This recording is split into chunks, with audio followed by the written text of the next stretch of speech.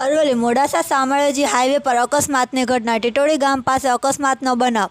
Truck અને mini ST bus વચ્ચે અકસ્માત સર્જાયો. અકસ્માતમાં બસમાં સવાર મુસાફરોને સામાન્ય ઈજાઓ પહોંચી. અકસ્માતમાં ઈજા પામેલા મુસાફરોને સારવાર અર્થે હોસ્પિટલમાં ખસેડવામાં આવ્યા. બનાવના પગલે લોકોના ટોળા એકત્ર થયા. રિપોર્ટ જયદીપ ભાટિયા, અરવલ્લી.